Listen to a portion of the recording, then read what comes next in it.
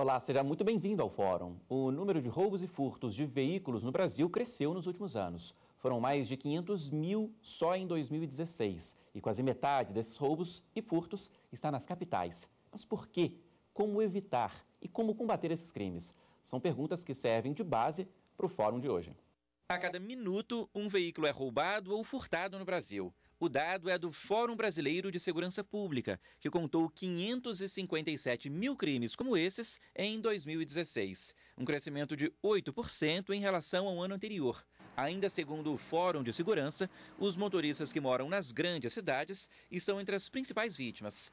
4 de cada 10 roubos e furtos de veículos são registrados nas capitais do país.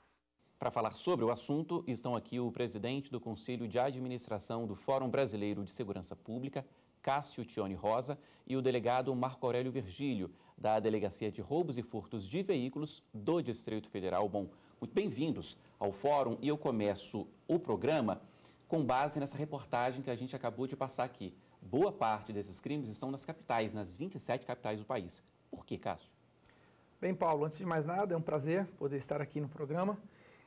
Falando especificamente desse ponto que foi mencionado, nós temos os dados que foram tabulados e o que nós podemos afirmar em relação a essa proporcionalidade da prevalência dos casos nas capitais, por enquanto fica no campo das hipóteses, mas a gente pode levantar alguns pontos que poderiam sim ser considerados importantes. Primeiro que você tem uma frota muito grande de veículos que roda nas grandes capitais, né? Então, quanto maior o número de veículos, maior a dificuldade que você tem de fazer vigilância, de você atuar, claro, com relação a um número muito grande. Também eu acredito que isso esteja relacionado um pouco à questão dos espaços físicos que podem favorecer, né? A questão de você ter um número muito grande de veículos em grandes espaços, como grandes estacionamentos, vulneráveis, né? Muitas vezes com condições de iluminação que não são boas, por exemplo, no caso naqueles casos em que ocorrem no período noturno. Enfim, há uma série de possibilidades. Essas são algumas que a gente consegue pensar, né? E é claro que também o fato do criminoso, né, preferir, por exemplo, justamente esses pontos que ele considera mais vulneráveis, onde ele pode acessar as pessoas, onde ele pode se aproximar, por exemplo, num semáforo, onde ele pode se aproximar num estacionamento. Então, talvez essas sejam as questões, talvez a maior vulnerabilidade dos condutores expostos a esse tipo de crime. Como é que é a investigação de crimes como esse? Marco, furto e roubo de veículos, são investigações longas, são quadrilhas especializadas? Qual que é o cenário? Sim, a Polícia Investigativa, a Polícia Judiciária se dedica a investigar, a partir do momento que esse crime não foi frustrado, investigar esses crimes. Concordo plenamente, em grandes centros, você verifica que criminosos, eles não praticam crimes em áreas que eles possam ser identificados tão facilmente. E naquela área em que ele reside. Geralmente ele se dirige a um local que porventura ele não vai ser facilmente identificado. Então ele se desloca para uma outra área, uma outra região, e grandes centros proporcionam isso, né? Ele vai praticar numa região em que, a priori, ele não é conhecido e dificilmente vai ser identificado, ou a polícia vai ter dificuldade na investigação, né, chegar à sua autoria. Nesse caso, um crime ou dois crimes, né, roubo e furtos, esses dois crimes estão ligados a vários outros crimes, é isso? Sem dúvida, os criminosos eles são sempre articulados, e possuem links com traficantes, criminosos que roubam cargas, banco, comércio, enfim.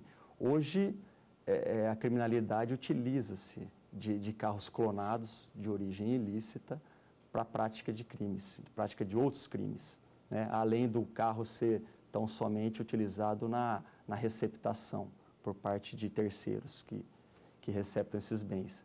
Então, nós verificamos em nossas investigações que eles têm toda essa ramificação, esses links com outra parte da criminalidade. Agora, são números que chamam muito a atenção, né, Cássio? Um crime por minuto no Brasil, mais de 500 mil crimes como esses. O que deve ser feito, o que precisa ser feito, o que o Fórum identifica? Bem, realmente os números eles são extremamente altos e o aumento que foi mostrado aí pelos dados do Fórum representou uma tendência que também já vinha ocorrendo em outros anos, né? O que nós temos como uma compreensão em relação ao contexto é que esse tipo de crime, essa modalidade, ela é mais uma das modalidades de crimes que nós tivemos um acréscimo, um aumento. E é claro que, na nossa opinião, isso reflete uma espécie de uma falência de políticas públicas de segurança, né? Porque essa não é a única modalidade que nós estamos lutando dentro da luta contra a redução da violência. E então, já que nós temos percebido uma piora nos dados de forma geral, não seria diferente também nessa modalidade de crime, né? O que fazer, né, respondendo a sua pergunta, passa por uma série de pontos a serem pensados. A primeira questão é que na contramão desse aumento da criminalidade e também dessa modalidade de crime, nós tivemos uma redução do investimento em segurança pública, né? Mais de 10% de redução que foram mostrados também nos dados do 11º anuário do Fórum, né? Então, fazer segurança pública sem investimento é algo que não dá para se pensar.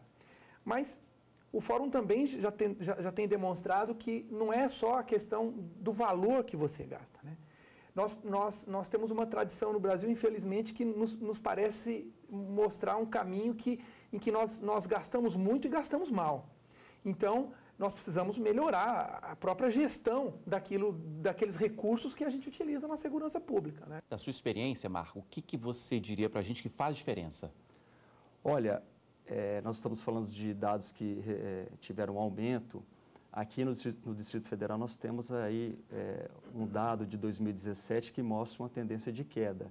Historicamente, aqui no DF, os nossos estudos apontam que está estabilizado a soma de roubos e furtos. Nós temos, ora sobe um pouco, ora cai. E esse ano apresentou uma queda considerável. O que eu diria aqui tem um equilíbrio no investimento de polícia ostensiva, preventiva e repressiva investigativa. Ou seja, havendo esse equilíbrio, dá para nós reprimirmos melhor e nos dedicarmos à repressão de grupos criminosos, associações criminosas, né, visando a sua desarticulação. Muitas vezes esses grupos são interestaduais. Só você, então, promovendo uma repressão qualificada, que você vai conseguir esse efeito a longo prazo, ou seja, apresentar queda nos índices de roubos e furtos de veículos. Eu acredito que em outros estados a polícia investigativa não tem tanta estrutura como a nossa, investimento como a nossa em recursos humanos e materiais, e isso faz a diferença, né? Você verifica que em outros estados tem uma atuação forte da Polícia Federal, que quando faz sua atividade faz muito bem feita, né? E aqui a gente consegue, da mesma forma, equalizar e reprimir em várias frentes essa criminalidade dedicada. Aqui tem uma delegacia especializada, né, em roubos e furtos de veículos. Quais Exatamente. são os números, a devolução do veículo para os donos, a investigação funciona, as pessoas são presas? Como é que funciona no dia a dia? Exatamente. Tem várias unidades especializadas em vários delitos. A minha especificamente dedicada exclusivamente a roubos e furtos de veículos. E aí você verifica também que nós atacamos o adulterador de sinais, que é um elemento fundamental nesse ciclo vicioso que alimenta a subtração. Tem o falsificador de documentos veiculares, que vai ajudar a esquentar aquele veículo e ocultar a origem ilícita dele. Enfim, só uma unidade especializada, estruturada, consegue reprimir, identificar e reprimir grupos, inclusive com conexões em outros estados.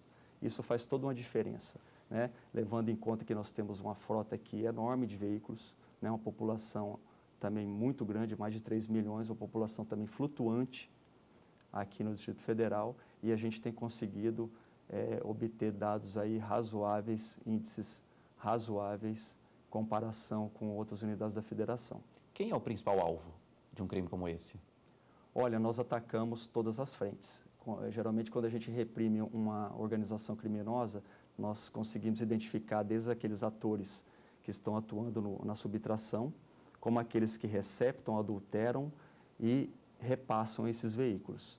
Sobretudo o adulterador, é fundamental você reprimir. E aí, quando a gente fala em repressão, não é unicamente um delito que ele praticou, são vários. Nós conseguimos, na nossa nossos meses de levantamentos, com trabalho de inteligência policial, diligências, levantamentos investigativos, acesso a várias bases de dados, uso de medidas cautelares, você consegue identificar toda uma série de crimes que eles praticaram. E você consegue imputar, então, inúmeros delitos a esses autores, de maneira a conseguir, ao final, uma responsabilização penal de penas altas, consideráveis, aptas a tirar daquele momento e ele permanecer um bom tempo segregado da sociedade.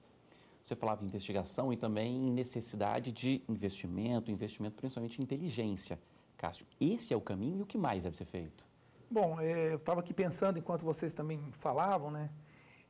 Tem um ponto que a gente tem que lembrar também, que está relacionado ao fortalecimento, por exemplo, de polícias como a rodoviária federal, né?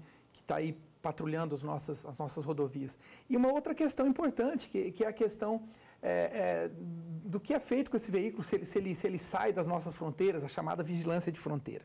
Isso é um outro ponto que também, e a gente sabe que no nosso país, um país com uma fronteira imensa, né, a dificuldade que a gente tem de atuar nessas fronteiras, não só com relação a essa modalidade de crime, mas de outras que a gente já conhece também, né?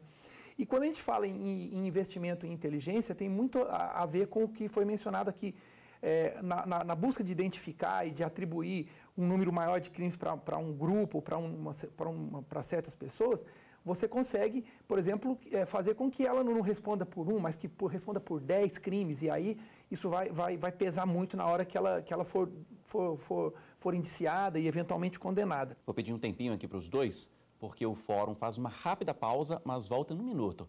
O intervalo é curto, hein? Até já.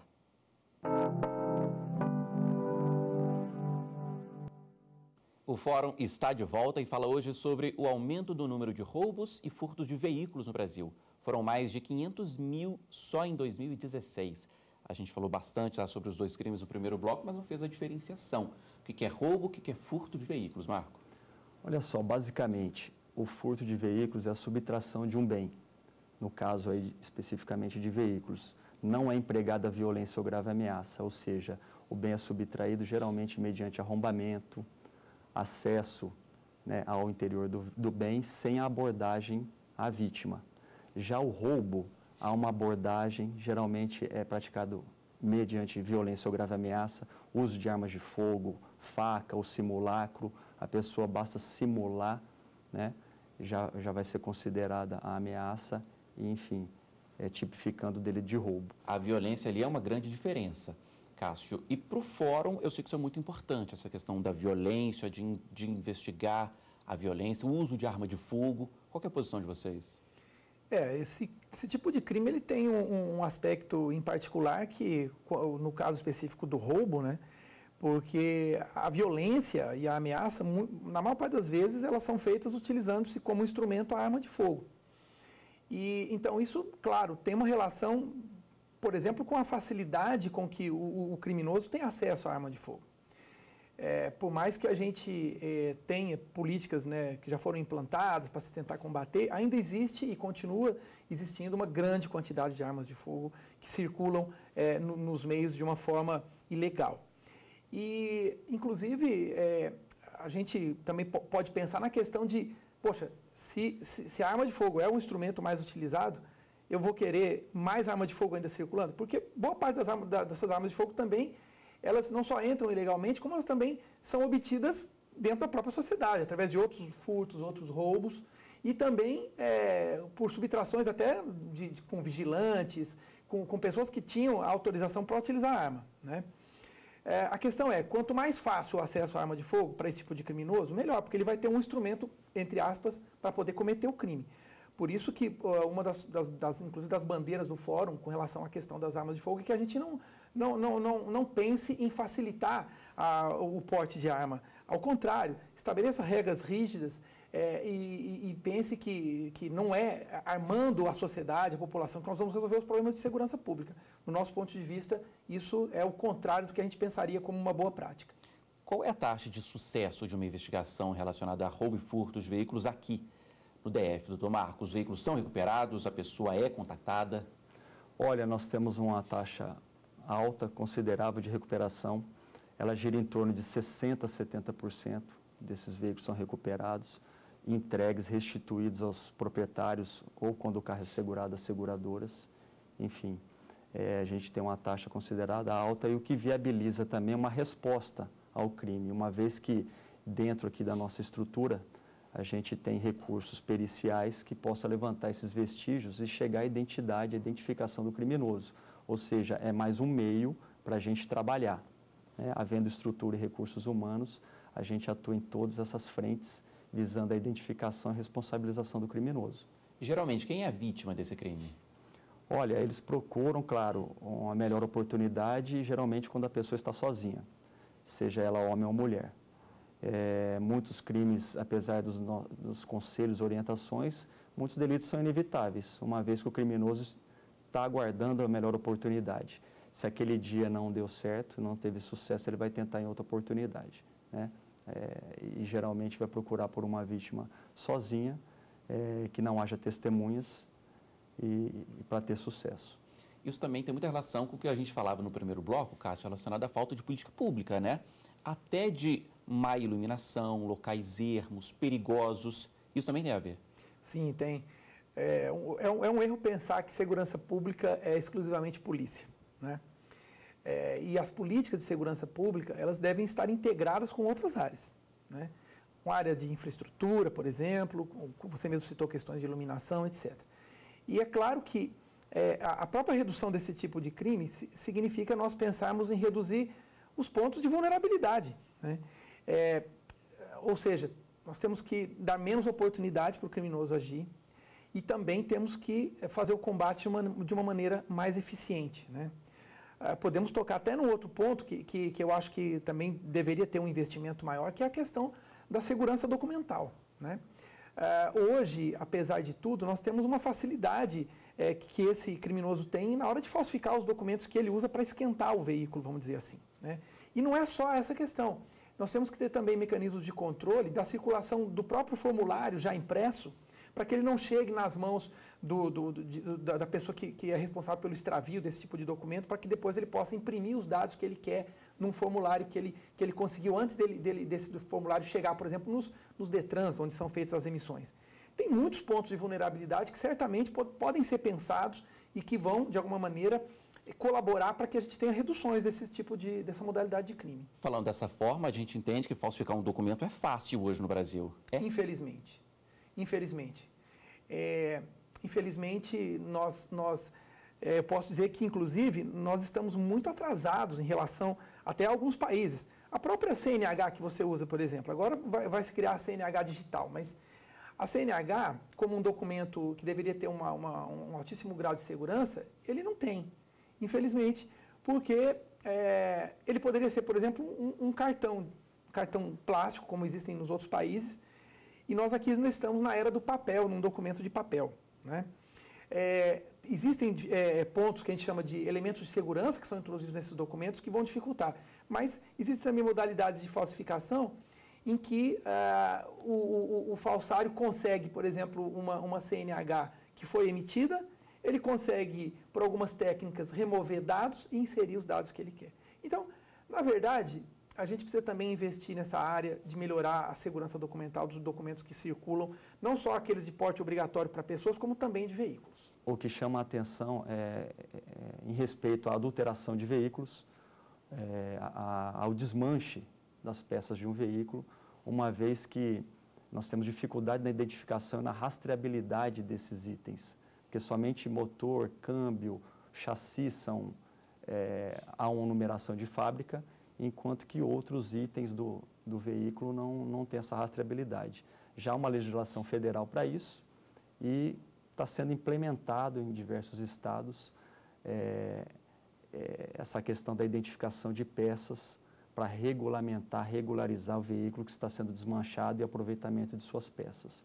O que facilitaria para a polícia, no caso, conseguir rastrear e imputar ou não, né, uma vez identificada a origem daquilo lá, se houver uma restrição criminal, imputar a responsabilização para a pessoa proprietária de oficina, ferro velho, enfim, que é uma parcela em que os carros são destinados a essa finalidade. E outro item que eu chamaria a atenção, o maior controle de placas, né? Aqui no DF nós temos alguns permissionários que fornecem e outros clandestinos. Para você ter uma ideia, o carro, quando é subtraído, o primeiro item que o criminoso procura substituir, adulterar, para ele ocultar a origem do bem, é a placa. Ele já procura, então, substituí-la. Senão qualquer um consegue hoje consultar e informar a polícia, né? Porque a gente utiliza também muito do Disque Denúncia. A gente tem uma coleta enorme de Disque Denúncia que colabora na localização de veículos. Então, temos que fechar também essas portas, né? Um controle mais rigoroso com relação à fabricação de placas e também no rastreamento das diversas peças de um bem.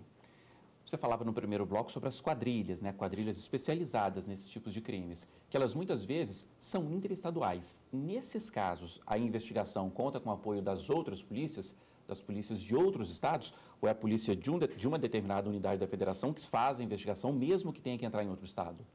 Nós fazemos a investigação completa aqui. É claro que ao momentos próximo ao desencadeamento operacional disso tudo, a gente tem interlocução com outros estados. A gente tem contatos com as polícias civis, federais, rodoviária federal, que nos apoiam em várias ações, até porque elas geralmente acontecem simultaneamente. Então, nós contamos com esse apoio, mas a Polícia Civil do DF que realiza por completo a investigação e somente no momento operacional de buscas, prisões e o recambiamento tanto dos veículos e dos presos para cá, que eles nos apoiam. Para terminar, o programa já está no finalzinho, mas eu queria falar também sobre os cuidados que a gente tem que ter. O motorista tem que ficar atento ao quê, Cássio? Bem, são cuidados básicos, né, que eu acredito que podem ajudar um pouco. Primeiro, não estar distraído dentro do veículo. Não perder tempo, por exemplo, quando entra, realizando uma outra atividade, mexendo no celular, passando um batom, coisa do gênero. Não facilitar a ação do criminoso, né? Também, por exemplo, na escolha com relação a onde deixar o seu veículo, né? Ter alguns mecanismos de segurança que ele pode agregar ao seu veículo, eventualmente. Claro, muitas vezes também essa busca de você ter um pouco mais de segurança acaba transferindo para as pessoas um custo que não deveria ser delas, né? Como, por exemplo, usar um estacionamento pago, né? Um estacionamento que tenha proteção, mas infelizmente essa é a nossa realidade, né? Então, essas são algumas das observações que a gente poderia fazer, muito rápidas. O que mais, Marco? Olha, eu acrescentaria, levando em conta que o furto e o roubo de veículos, você verificar se o carro realmente foi fechado, porque os criminosos têm inibidores de travamento. Então, você verificar essas questões básicas, não deixar a chave reserva no interior. Muitos criminosos furtam, eles arrombam carros novos, semi-emplacados, em busca da chave reserva. E levam muitos veículos dessa forma. E cuidado na hora do embarque e desembarque, não ficar distraído com o uso de celulares, enfim, não permanecer muito tempo no interior do carro. Muitas pessoas são abordadas quando vão pegar um conhecido num determinado local, restaurante, bares, ou até mesmo em residências, ficam aguardando a pessoa. E isso é um ponto vulnerável, enfim.